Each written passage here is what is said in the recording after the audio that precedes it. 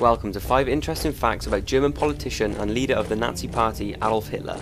Let's first start with his mustache. Hitler loved his mustache, and although worn by many famous stars such as Charlie Chaplin and Oliver from Laurel and Hardy, Hitler gave the toothbrush its popularity and as a result made it the most powerful configuration of facial hair the world has ever seen. One theory as to what influenced his mustache is that according to a soldier who knew Hitler during the First World War, his large mustache would not fit under the gas mask, so he was ordered to trim it and the toothbrush stuck until his death in 1945. A funny theory is that Hitler admired Charlie Chaplin and copied him by shaving his mustache accordingly. This theory, however, is false, as Hitler certainly did not admire Chaplin and actually banned Chaplin from even entering Germany, and crazy enough, Chaplin was actually on Hitler's death list. It is believed that the main reason Hitler wore his mustache was to assert his leadership, and may have also been a challenge for him to leave a more appearance mark on history, and this certainly backs it up.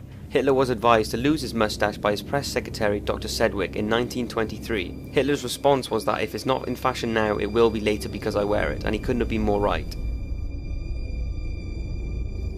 Hitler never actually visited a concentration camp.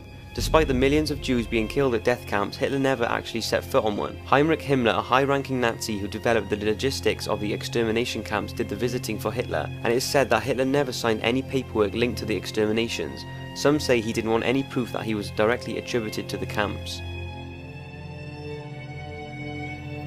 Adolf Hitler was an upcoming artist. He actually applied to the Academy of Fine Arts in Vienna, only to be turned down not once but twice, apparently by a Jewish professor. Some say this is what tipped him over the edge, leading to his hatred for the Jews. Take a look at some of his artwork. I really find it quite eerie knowing that he drew these.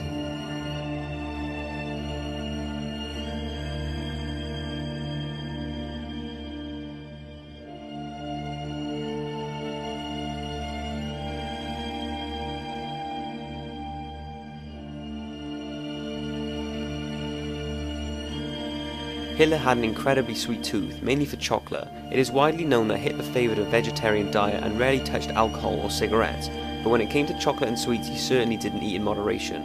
When Hitler was a child, he had very little money, but would spend any spare coin he had on sugary treats such as poppy seed cake and nut cake, or he would cook up an enormous plate of rice with milk and cover it in grated chocolate and sugar. His sweet tooth persisted into his later years, and staff were asked to leave a special cake for him before he went to bed. A Führer cake, an apple cake strewn with nuts and raisins, had to be baked each day and left out every night. Workers say that it wasn't unusual for Hitler to eat 2 pounds of chocolate per day, and Mr. Puzzi, then his piano player, reported seeing him pile sugar into a glass of expensive red wine at a society dinner. He was also said to have 7 sugars in his tea, and despite his sugar intake, Hitler actually feared going to the dentist, and as a result had poor oral hygiene. Finishing off the list is a very interesting and mind-boggling fact.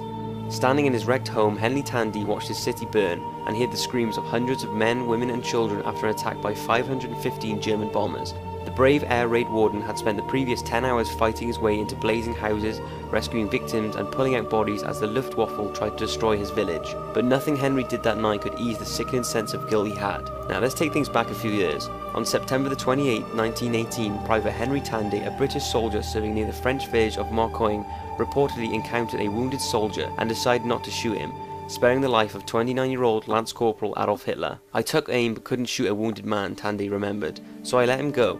The German soldier nodded in thanks and disappeared. It was years later that Henry realised he had missed the chance to kill Hitler, when in 1938 he received a shocking phone call from Prime Minister Neville Chamberlain, who had just returned from a meeting with Hitler to try and talk him out of war.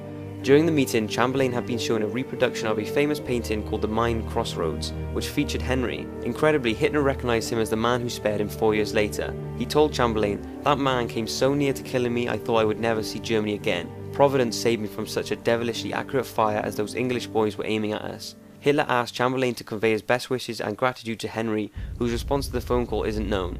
This has to be one of the biggest what-ifs in history, and until his death in 1977 at the age of 86, Henry had to live with the stigma of being the man who did not shoot Hitler. I hope you've enjoyed the video, and let's hear in the comments what you think would have happened if Hitler was killed that day. Und habe mich dann durch Fleiß, durch Lernen und ich kann sagen durch Hungern langsam vorgearbeitet. In meinem innersten Wesen bin ich immer das geblieben, was ich. Da muss der deutsche Junge der Zukunft schlank und rank sein, flink wie Windhund.